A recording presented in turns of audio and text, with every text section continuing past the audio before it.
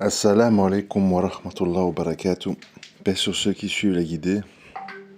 Paix et bénédiction sur le prophète sallallahu alayhi wa sallam, sur ses compagnons, ses amis, sa famille, ainsi que sur tous ceux qui le suivront de bonne foi jusqu'au jour du jugement. Je reviens vers vous, même si niveau santé c'est pas encore top. J'espère que ça ira mieux, Inch'Allah. Mais bon, la vie continue, donc on essaye de faire face.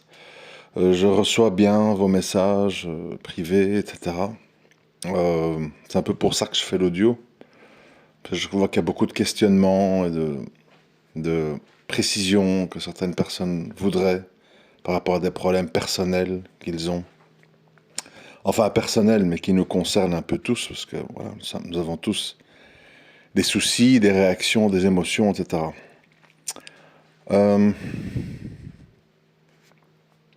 Avant de commencer, je voulais quand même un peu m'excuser parce que j'ai réécouté certains audios. Bon, c'est vrai que pour diverses raisons, peut-être je suis passé par une phase de trop plein au niveau de la médiocrité humaine. Et bon, j'ai réagi un peu trop durement, avec des mots un peu trop vulgaires, etc. Donc bon, je m'en excuse, je suis un être humain. Je sais pas trop masquer mais comment on va dire, mes sensations du moment. Et à ce moment-là, je me sentais comme ça. Bon, a posteriori, c'est un peu exagéré, mais voilà, c'est comme ça, c'est dit. J'en ai conscience et qu'Allah m'améliore. Je sais pas si je vous l'ai déjà dit dans un audio, mais j'aime beaucoup le personnage de Robert McCall dans 3 films interprétés par Denzel Washington. Robert McCall, c'est un rôle qu'il joue dans la série des 3 films Equalizer. Donc, je sais pas comment on traduit ça en français. L'égalisateur ou la personne qui rétablit l'équilibre des choses, etc. Pourquoi je vous parle de ça et pourquoi j'aime bien ce personnage? Parce qu'en fait, ça résume beaucoup de choses sur la vie, le monde, etc. On se rend compte que le monde est majoritairement peuplé de gens qui ont pour but de construire leur bien-être sur le mal-être ou l'exploitation ou la terreur vis-à-vis des autres. C'est comme ça que fonctionnent les groupements mafieux de partout. Ils terrorisent, ils kidnappent, ils violent, ils tuent, ils menacent, ils mettent le feu à votre magasin pour que vous fassiez ce qu'ils veulent. Vendre de la drogue pour eux, payer un impôt, ou que sais-je. Donc le monde, en fait, est un espèce de jeu de dominance dans lequel celui qui a la force, le moins de morale et le moins de scrupules, s'impose sur l'autre et le soumet à l'esclavage, par la terreur, par la corruption, etc. etc. C'est le monde dans lequel on est, majoritairement. Alors, Allah il nous dit que s'il n'avait pas soulevé une partie de l'humanité contre une autre, la corruption se serait propagée sur la terre entière et on se serait tous entretués, ou Allah nous aurait tous châtiés par un châtiment tel que le déluge, etc. Donc en fait, Allah qui est omniscient, bien sûr, il maintient tout sous contrôle. C'est-à-dire nous avons une vision, vous allez voir pourquoi je parle de tout ça, où est-ce que je veux en venir. Nous avons une vision très parcellaire des choses, parcellaire dans le temps et parcellaire dans les lieux. C'est-à-dire, par exemple, maintenant, on voit ce qui se passe depuis 1 an et demi à Gaza. Maintenant, donc de 2023 à 2025, et à Gaza. Et le problème, c'est que si on dézoome pas dans le temps et dans les lieux, on n'a pas une vision claire de la situation. Le problème de la plupart d'entre nous, c'est qu'on zoome, on zoome beaucoup. Ma vie, mes problèmes, ma famille, mon environnement, mes émotions, mon caractère, mes voisins. On zoome, vous voyez, on est très focalisé sur les choses proches dans le temps ou de nous. Alors que, pour avoir une vision plus ou moins juste, il faut avoir une vision globale dans le temps et dans les lieux. Ça signifie qu'il faut voir ce genre d'événements-là, mais d'autres, il y en a d'autres, hein, tout ce qui se passe dans le monde en gros. Il faut voir ça dans sa globalité.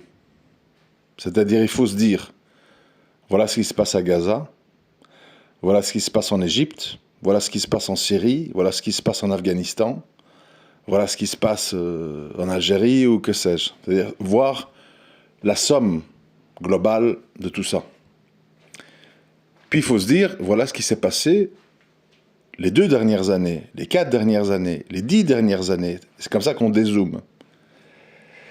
Et donc, si on dézoome, on comprend en fait, on comprend qu'on ne comprend pas. C'est-à-dire, on comprend que il y a des mouvements comme les plaques tectoniques. Il y a des mouvements, des choses qui bougent, qu'on ne comprend pas toujours. Parce que ça aussi, l'humain, il veut toujours tout comprendre. Et quand il ne comprend pas, il dit complot, complot. Bon, parce que c'est plus simple. Vous voyez, quand on ne comprend pas, c'est plus simple de dire « Oui, mais si je ne comprends pas, c'est qu'il y a un complot. » Non, dis plutôt « Je ne comprends pas. J'ai pas tous les éléments. Il y a peut-être des choses qui m'échappent. » Un peu de modestie. Et donc, on le voit, donc, comme par hasard, mais on sait qu'il n'y a pas de hasard, la région de Khorasan, c'est-à-dire d'Afghanistan, et le Chem, qui est en son centre, qui est la Syrie, sont 2 endroits en pleine mutation. En pleine mutation, avec les talibans en Afghanistan, avec HTS en Syrie, etc. C'est les 2 seuls endroits dans le monde musulman où il y a une espèce de soubresaut islamique que certains critiquent parce que c'est pas assez, c'est pas comme ils voudraient, c'est pas complet. Mais c'est les seuls endroits. C'est ça que les gens doivent retenir, plutôt que de voir ce qui ne leur va pas. En dehors de ça, il n'y a rien qui bouge. La Turquie, c'est la Turquie. L'Égypte, c'est l'Égypte. L'Arabie, c'est l'Arabie. Il n'y a rien qui va vers un mieux, sauf dans ces 2 pays-là. C'est troublant. Ce sont les 2 régions que le prophète sallam a mentionnées dans la grande épopée de la fin des temps. C'est incroyable. Moi, je dis c'est incroyable. Beaucoup de gens disent ouais, quoi, bof, ouais, alors. Vous voyez, ils ne comprennent pas. Mais c'est pas grave. Comme ça. Ça m'a amené à ne pas tous comprendre les mêmes choses. Bref, pour revenir à Robert McCall, donc le rôle interprété par Washington dans Equalizer, je mettrais peut-être un lien en dessous avec les principales scènes des 3 films. Il y a des compilations comme ça.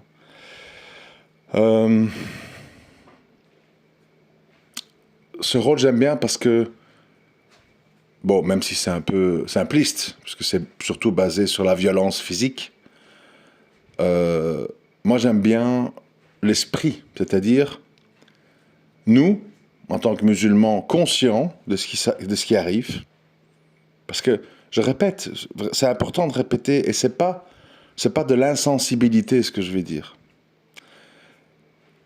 Les injustices, il y en a toujours eu. Les réfugiés, il y en a toujours eu. Les viols, il y en a toujours eu. Les tortures, il y en a toujours eu. Les prisonniers, il y en a toujours eu. Les morts violentes, il y en a toujours eu. La perversion, le mal, l'athéisme ou je ne sais quoi, il y en a toujours eu. Donc, tout ça, c'est rien de nouveau en fait. Vous comprenez? Et ça ne veut pas dire que c'est pas grave. Mais c'est rien de nouveau. C'est important de savoir ça. Parce qu'il y a beaucoup de gens, ils me disent, j'en peux plus, et les Juifs, et ceci, et cela, Israël. Euh, mais il n'y a rien de nouveau. Enfin, Allah subhanahu wa ta'ala, dans le Coran, il nous en parle très bien. Et donc, rien de nouveau. Ils sont toujours arrogants, ils sont toujours méprisants envers Isa et Salam, sa mère, le prophète, salam. Rien de nouveau, en fait. Rien de nouveau. Quand on voit des vidéos, certaines vidéos de Tzahal en Palestine, quand ils rentrent dans des villes ou je sais pas quoi, on voit que certains d'entre eux se comportent comme des singes et des porcs. Ils mettent des lingeries, ils dansent, ils font les homos, ils font les travelots, ils vont dans des épiceries, ils jettent tout par terre, ils rigolent, ils prennent des vélos d'enfants, ils les cassent, enfin des trucs stupides. Ils chantent, ils font des tectoniques, enfin bon, c'est gaga quoi, singe, voilà. Mais c'est rien de nouveau, c'est-à-dire Allah il nous dit qu'il est capable. Il est capable de changer le cœur et le cerveau d'un humain et de le transformer en chimpanzé. On le voit tous les jours. Le monde en est infesté. Donc, c'est-à-dire, ça nous heurte et ça nous bouleverse parce qu'en fait, on pense que c'est nouveau. Que c'est... Mais ouvrez les livres d'histoire. Ouvrez les livres d'histoire.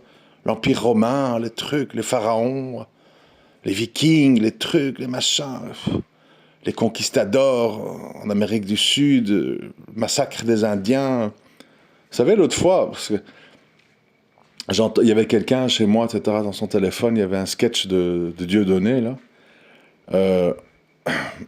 J'entendais un truc, je me suis dit, mais c'est vrai, et les gens, ils n'y pensent même pas, en fait. Il dit quoi? A priori, il dit un truc choquant. Il dit oui, il y a eu un rêve allemand. Ils ont essayé de faire quelque chose. C'est-à-dire, il dit sous forme d'humour, bah, les Allemands, ils ont eu un rêve et ils ont essayé d'éradiquer les Juifs avec les camps de concentration, machin. Bon. Alors, de là, évidemment, les gens vont dire antisémitisme, truc, tu te moques, bon. Puis il enchaîne. Et il dit, mais ils n'ont pas réussi, l'Allemand, il est trop gentil, l'Allemand, il est trop humaniste. Parce qu'il y a eu un rêve américain. Lui, il a réussi. Et le rêve américain, c'était d'éradiquer les Indiens et de prendre leur pays. Et de génocider des centaines de milliers, des millions d'Indiens. Et le rêve américain, il a réussi. Donc en fait, là, il dit la réalité aux gens. On nous parle que des massacres des nazis, parce que ça nous arrange de parler des massacres des nazis, mais on ne parle pas du massacre des Européens envers les Amérindiens. Et aujourd'hui, on dit, sous forme de compliment, l'Amérique, c'est le rêve américain, c'est-à-dire on va là-bas et tout est possible. Mais si on dit le rêve allemand, là, on trouve ça choquant.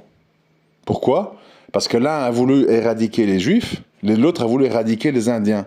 Et comme il y a une hiérarchisation, et en fait, on vit dans le racisme, à l'inverse de ce qu'on dit, on est dans le racisme. C'est-à-dire que faut bien comprendre ça. Hein. Je fais une petite parenthèse. Je voudrais vraiment que les gens comprennent ça.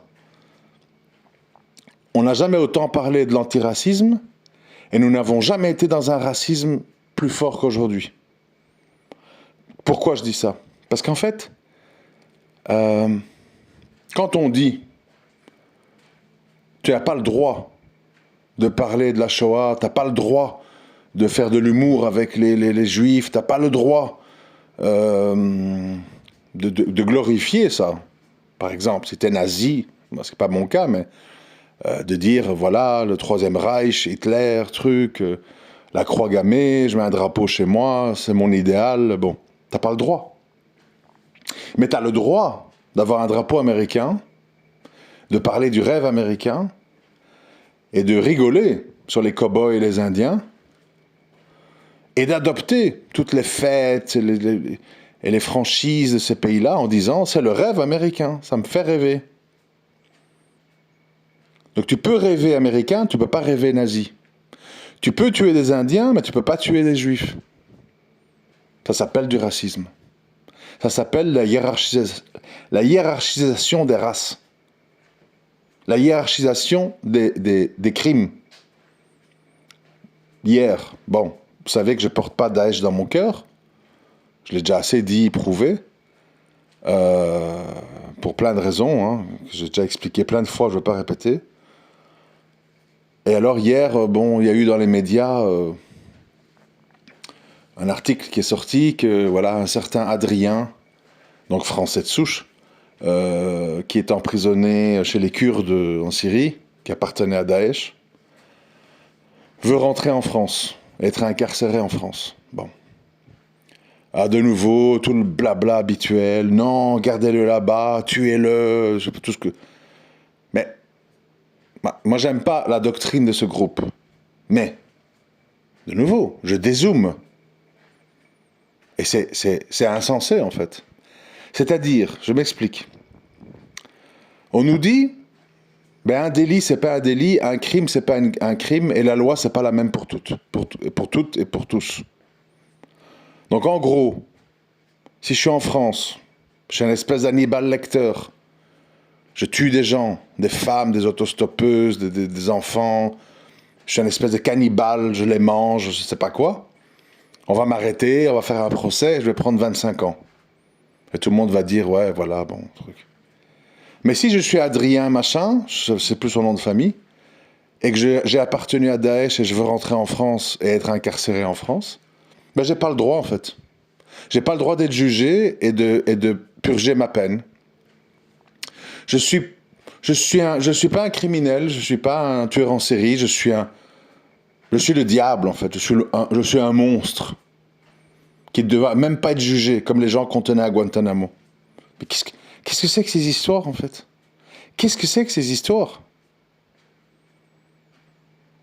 En plus, on parle d'un Français de souche. On ne parle pas d'un sans-papier ou d'un qui vivait en France, qui était d'origine tunisienne ou sénégalaise ou je ne sais pas quoi. C'est quoi cette histoire? Tu peux faire certains crimes et pas d'autres. Ça me rappelle les histoires de Bachar.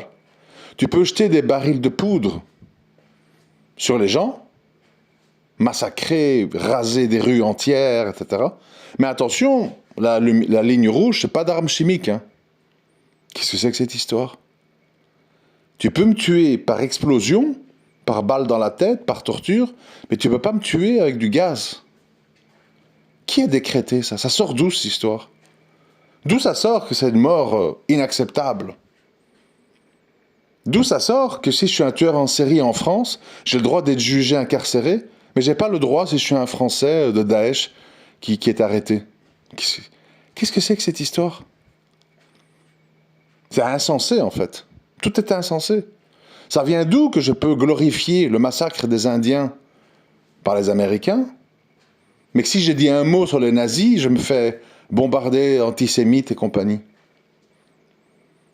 Ça vient d'où que j'ai plus le droit d'avoir une carrière d'écrivain, d'humoriste, d'animateur, de chanteur, d'acteur, parce que je m'émeus que des enfants et des femmes sont déchiquetés à Gaza, par milliers. On me dit, ah, truc, antisémitisme, ah, vous êtes pro-Hamas, ah, vous n'aurez plus de contrat, ah, on vous invitera plus au spectacle. C'est quoi cette histoire, en fait? Comment on peut valider tout ça et on se dit intellectuel, humaniste, droit de l'homme, démocrate? Vous voyez pourquoi des fois je deviens fou? Parce que je suis face à des histoires incroyables, en fait. Je suis face à des raisonnements sans queue ni tête. Alors il y a deux choix quand on est devant ça. Soit on dit, le monde est corrompu. Alhamdoulilah, je ne le suis pas encore dans ma tête, je dois me préserver. Ou soit, on dit, le monde est corrompu, et ce monde, ce dégoût, pénètre en toi, et malheureusement, tu vas, comme beaucoup de gens font, c'est ça le drame en fait, Tu vas devenir un agent du mal malgré toi. Je m'explique. Si tu vois des images de Gaza, des trucs d'injustice que je décris ici, tu écoutes mon audio peut-être par exemple, et que quand tu éteins, tu es nerveux, tu es angoissé, tu frappes ta femme, tu es désagréable avec tes enfants, ben ça sert à rien en fait. C'est pas profitable. C'est-à-dire que il faut comprendre que la première façon de lutter contre le mal et les injustices, c'est en étant bon et juste dans ta vie, dans ta relation avec Allah, dans ta relation avec ta femme, avec tes enfants. C'est ça la première résistance. C'est pas d'aller dans les rues avec un kéfier, Israël assassin, l'ONU, les règles internationales, blablabla. Tout le monde s'en fout. Tout le monde s'en fout. Les gens de la LFI sont vus comme des imbéciles, des islamo-gauchistes. Tout le monde rigole d'eux. Bon, enfin bref, ça sert à rien. Ce qu'il vaut mieux faire, plutôt que se justifier, parler, etc., c'est qu'il faut faire l'inverse d'eux. C'est-à-dire, les juifs, ou les nazis, ou les américains, ou tout ce que tu veux, sont des injustes, sont des orgueilleux, sont des gens mauvais qui déplaisent à Allah, etc. Sois l'inverse, ne deviens pas comme eux. Sois l'inverse. Sois bon, patient, humble, avec de la compassion, juste. C'est comme ça qu'on rééquilibre les choses. Parce que bon, dans le film Equalizer, le gars, tout compétent qu'il est en combat, il a un rôle limité. C'est-à-dire que bon, il fait ce qu'il peut là où il peut. C'est pas, il commence pas. Et surtout, si vous remarquez, si vous connaissez les films, il ne s'attaque que quand il n'a pas le choix et que à des gens coupables. Mais pas des bombes ou avec des civils qui meurent. Il ne commence pas comment je vais dire, à être injuste, violent ou nerveux avec des innocents, avec des vieux, avec des femmes, avec des enfants. Là, au contraire, on dirait un bon papa. Eh bien, c'est comme ça qu'il faut être. Il faut savoir ne pas aspirer le mal du monde pour devenir mauvais soi-même. Les gens sont sans foi ni loi, les gens n'ont pas de limite, tant pis pour eux. Ils seront jugés pour ça. Nous, on a un code de conduite, on a des limites, et on s'en tient à ce que Allah et son messager ont dit. C'est tout. Chacun sa vie, chacun ses principes. Toi, tu me dis, le génocide des Amérindiens est acceptable, le génocide des Juifs en Allemagne n'est pas acceptable, eh ben c'est ton avis. Moi, je n'aime pas tous les génocides. Je n'aime pas que les Hutus et les Tutsis se sont entretués par millions à la machette. Je n'aime pas que les Amérindiens ont été décimés et sont mis dans des réserves aujourd'hui où on leur met des casinos et où ils sont tous dans l'alcool en percevant les taxes des casinos. J'aime pas. J'aime pas le mal sous toutes ses formes qui viennent d'un Basanais, d'un Noir, d'un Blanc, d'un Tchétchène, d'un Thaïlandais, d'un Vietnamien, d'un Chinois. Je n'aime pas le mal sous toutes ses formes. Et il n'y a pas de hiérarchisation. Il n'y a pas de hiérarchisation. Quand un Japonais torture sadiquement pendant une guerre passée des Coréens, ça me fait aussi mal que si je vois des Alaouites torturer des moutons, des gens, tout n'importe. On n'aime pas le mal. On ne doit pas aimer le mal. Et on doit faire barrage au mal de toutes les façons qu'on peut, sans excès et sans ressembler au mal. Je répète, combattre le mal sans ressembler au mal. Parce que sinon, tu deviens le mal toi-même. Combien de gens mauvais, à la base, c'était pour répondre à une injustice?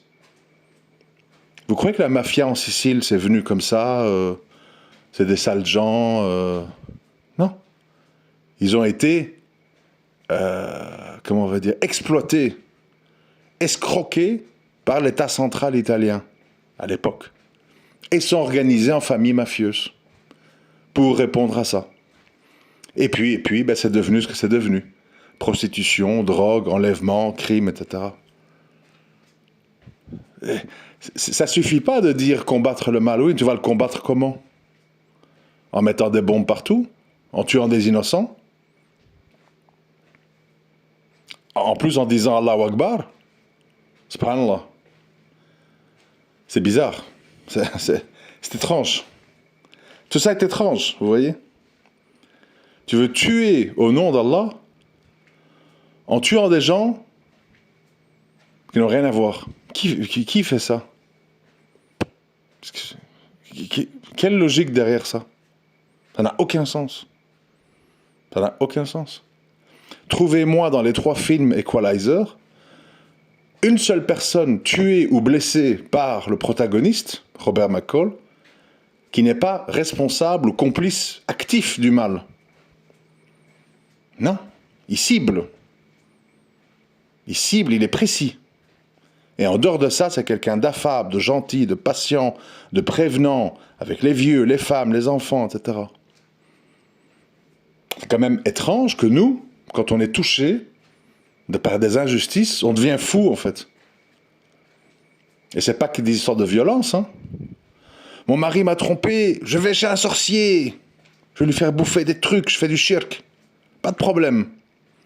Je suis victime de magie noire, je fais de la magie blanche. C'est juste pour répondre aux attaques.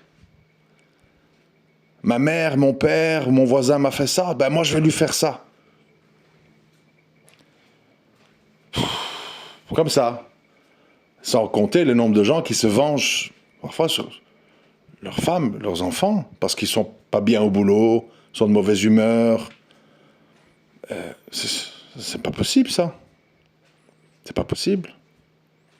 Faut corriger ça. Nous, on n'est pas comme ça des poulets sans tête qui courent partout. Ah, j'ai de la justice, les juifs. Ah. Quoi? Oui, quoi? Moi, je vois beaucoup de gens, en fait, beaucoup trop dans des émotions non constructives. Des gens qui dépriment, des gens qui disent tout est foutu, des gens qui disent j'en peux plus, les juifs, etc. C'est encore, j'ai envie de vous dire, c'est encore heureux que malgré le rejet et parfois les moqueries des musulmans envers la sunna, la charia, etc., c'est encore heureux qu'on n'ait pas plus puni. C'est encore heureux qu'on n'ait pas décimé. Parce qu'Allah, il a pitié de nous. Mais regardez autour de vous, dans vos familles. Normalement, si Allah vraiment il était juste et dur en châtiment, par rapport à notre rejet du Coran, de la Sunna, de la Charia, on devrait avoir un super Zemmour en France. On vient ici, on amène nos enfants, ils crachent sur les profs, ils sont dans les rues, ils disent Coran de la Mecque, ils brûlent des voitures, ils vendent du shit, ils violent des filles, puis tu veux des gens, les droits, machin. Ça n'a aucun sens. Ça n'a aucun sens. Nous, on l'accepterait jamais. Vous voyez bien, dès qu'il y a des Noirs sans papier qui font des trucs au Maroc, boum, il y a des comités, il y a des manifs, on veut les punir, on veut les emprisonner, on veut les rejeter. Je crois que c'est en Algérie, on a retrouvé plein de cadavres dans le désert. En Libye aussi, de Noirs qu'on a déposés au milieu du désert et qui ont crevé de faim et de soif. Nous, on chipote pas là-bas. Hein. Mais on demande aux Blancs athées, agnostiques, laïcs, de ne pas voter pour des gens qui vont être trop méchants avec nous. Je ne sais pas si vous vous rendez compte du délire absolu, mais dans lequel on s'est habitué en fait. Et pour ça, on est prêt à voter pour n'importe qui. Hein. Mélenchon, pire crasse qui puisse exister en fait. Un monument d'hypocrisie, un monument de manipulation franc-maçonne dégueulasse. T'as les musulmans comme des singes alimentés par des pseudo-prédicateurs qui vont faire la file le dimanche matin pour ça. C'est à se flanquer une balle dans le caisson tellement c'est fou en fait. C'est fou parce que les gens ne raisonnent pas. Les gens ne se disent pas, bon, moi je ne suis pas comme ça. Je suis un musulman pratiquant, je fais pas d'histoire, j'aide ma voisine, je suis gentil, je souris.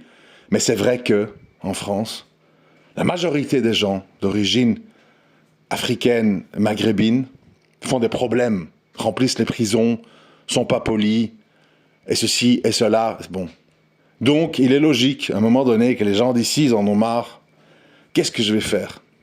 Il faudrait qu'il n'y ait rien à faire. À cause de mon apparence et mon nom de famille, je vais être associé à ces gens. Il n'y a rien à faire. J'ai beau dire, moi je suis pas comme ça, moi je suis musulman, moi je suis pas un trafiquant, moi j'ai des principes, chez nous on prie, chez nous on aide les vieux. Ça sert à rien. Les gens ils mettent dans le même sac. Si tu as autour de chez toi 10 gitans qui volent, qui mettent le feu à des trucs, les 90 autres, tu vas dire c'est des gitans. C'est comme ça. Tu peux rien y faire. Donc c'est à toi de te dire, et c'est à toi de réfléchir. Et de dire, si la majorité des gens qui m'entourent, qui me ressemblent, qui ont le même nom que moi, qui ont la même couleur de peau que moi, font des problèmes, ici, ça va mal finir. Moi, je dois m'écarter de ces gens qui me ressemblent et dont on va m'associer à eux. C'est normal. C'est pas comment... C'est tellement logique, en fait. La logique, vraiment, de base. Tu peux pas penser que les gens ne vont pas faire des amalgames. C'est comme ça. C'est humain. Donc c'est à toi. Au lieu de pleurnicher ou d'attendre n'importe quel pitre qui vient de faire des fausses promesses, prends-toi en main. Où est-ce que je peux vivre sans qu'il y ait des gens qui me ressemblent, qui font des délits et qui font des problèmes? Où est-ce que je peux aller? Où je ne serais pas associé à ça? Ben voilà. Mais pleurnicher et dire c'est pas normal, c'est du racisme, Zemmour, Marine Le Pen, truc, les Français n'ont pas le droit d'être racistes. Non, t'as pas le droit de dire ça. Tu dois dire, la plupart des gens qui me ressemblent font de la merde, malheureusement on va m'associer à eux. Même si moi j'ai rien à voir. Je peux pas les empêcher, ils sont des millions. À Grenoble, à Lille, à Roubaix, à Nantes, à Toulon, à Marseille, je ne peux rien faire. Donc c'est à moi de me préserver, moi et ma famille.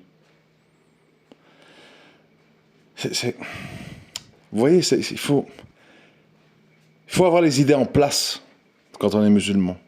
Il ne faut pas être dans la victimisation, hurler à l'injustice, faire payer des gens qui ne méritent pas de payer, être désordonné. C'est pas comme ça du tout. Et c'est ça qu'on fait, en fait. C'est ça qui est incroyable. C'est comme souvent, c'est des trucs de couple qu'on m'écrit. Femme qui se plaint de l'homme, l'homme qui se plaint de la femme, machin, un truc. Chaque fois, la même histoire. Je pense au divorce, ouais, les enfants, bon. Mais moi, chaque fois, j'ai envie de dire, chaque fois, je pose la même question. Cette femme-là, cet homme-là, quand tu l'as connu au début, tu savais qui c'était, non? Tu voyais. Tu voyais qu'il était avec ses potes au mini-foot, tu voyais qu'il allait au chicha-bar, tu voyais qu'il était rarement à la maison, tu voyais qu'il n'était pas très porté sur les enfants. T'as vu tout ça? Pourquoi t'as persévéré? Toi, la fille, tu l'as vue? Elle aimait bien les réseaux sociaux, elle aimait bien se montrer, elle aimait bien ceci, elle aimait bien cela, elle est influençable, elle est tout le temps que sa mère au téléphone. Tu as vu tout ça? Pourquoi t'as persévéré? Ou, si tu as choisi de persévérer, alors tais-toi et assume. Et encaisse et demande à Allah des jours meilleurs. C'est tout. C'est ça. La vie, j'arrête pas de vous dire, la vie, elle est simple. Très simple. Soit tu dis, je suis responsable de ma situation, j'ai fermé les yeux sur qui était mon mari, ma femme, et je me suis embarqué dans cette histoire, et c'est pas possible, et ça va trop loin, et c'est pas vivable, et j'en peux plus. Et alors t'agis, c'est-à-dire que t'agis sans te soucier des gens. Parce que les gens diront toujours, c'est un salaud, c'est une garce, c'est un truc, machin, il a fait ci, il a dit ça. Il y aura toujours des gens pour juger, parce que les gens ne sont pas dans vos draps, ne sont pas dans vos vies, et donc ils jugent de loin, et vous aurez toujours des commentaires, et rien à faire. Donc ça, il faut vivre avec. Donc soit tu agis, parce que la situation que tu vis n'est pas acceptable, ou soit tu subis avec une belle patience et tu demandes à Allah des jours meilleurs. Tout le reste, oui, mais j'ai cru et j'ai pu et il aurait dû, mais chose, et puis il a dit, mais il m'a demandé pardon, mais pas de la façon que je voulais, et puis si, puis aujourd'hui il est bien, mais hier il n'était pas bien, j'ai pas oublié comment il était hier. Tout ça c'est du blabla, du vent. On n'a pas le temps. On doit survivre et on doit éduquer des enfants. Et on doit faire de l'argent. On n'a pas le temps de faire du blabla sur le passé, sur le présent, sur le futur. J'ai cru, j'ai pu, ma mère, ta mère, ma belle-mère. On n'a pas le temps. Fric, fécondation, éducation. Voilà ta mission. Fric, fécondation, éducation. Tout le reste, on n'a pas le temps. On n'a pas le temps. Tu dois t'occuper de ta religion, tu dois t'occuper de tes enfants, et tu dois t'occuper de ton jour du jugement. Et de ta famille et de tes responsabilités. Tout le reste, perte de temps. Tu vas chez le psy et 50 balles de l'heure. Oui, parce que quand j'étais petit, ma mère, et donc ma mère, truc, ma femme, maintenant, ma mère, truc. Je fais le lien parce que mes sœurs, depuis que je suis petit, elles... Perte de temps, on n'a pas le temps. On a tous nos histoires du passé et nos trucs, et ma mère, et mon père, et mes sœurs, et mon frère, et j'ai cru, et j'ai pu, et j'aurais eu besoin, mais j'ai pas eu. Trop tard, fini, fermé, bouclé. Next. What's behind, what's in front of you? Qu'est-ce qu'il y a devant toi? Derrière, c'est pas intéressant. On a tous nos sacs de boue. T'inquiète pas. Pas le temps. Donc voilà. Je sais pas quoi vous dire d'autre par rapport à toutes sortes de messages que je reçois. Méfie-toi de tes émotions. Méfie-toi de ne pas devenir un injuste. Arrête de perdre ton temps. Arrête de te soucier de la vie des gens. Fais ce que tu as à faire. Et ne te plains pas. Assume ou bouge. Ça, voilà la vie. Comme ça dans tous les domaines. Ah, dans tel pays, ça devient invivable, j'en peux plus, l'électricité est chère et les gens, il y a du vol et on kidnappe des gens. Move, bouge. Bouge ou crève. Bouge ou crève, ou reste là et crève. Subis. Il n'y a rien d'autre à dire. Ou bien bouge. Comme tu peux, quand tu peux. À l'impossible, nul n'est tenu, ça on est d'accord. Mais pour le reste, tout est simple. Bouge ou subis. Quand on parle de pays, quand on parle de femmes, quand on parle de tout ce que tu veux. Bouge ou subis. Tu veux avoir des enfants? Et puis une fois que tu les as, tu supportes pas? Ah non. C'est fait, maintenant t'assumes. Ou tu bouges et t'acceptes qu'ils disent notre père, notre mère, salaud, nous a abandonnés. Ah ouais, tu devras entendre ça. Mais une fois que c'est fait, c'est fait. Bouge ou subis. Et c'est comme ça pour tout. Voilà, bon, 40 minutes. Je sais que ça va un peu dans tous les sens, parce qu'il y a beaucoup de sujets. Mais l'idée de fond, voilà, vous avez compris. J'espère que ça peut répondre à pas mal de messages que j'ai eus. J'essaie de répondre à tout le monde d'une façon globale, en prenant des petits exemples à gauche, à droite. À très bientôt, Inch'Allah. Assalamu alaikum wa rahmatullahi wa barakatuh.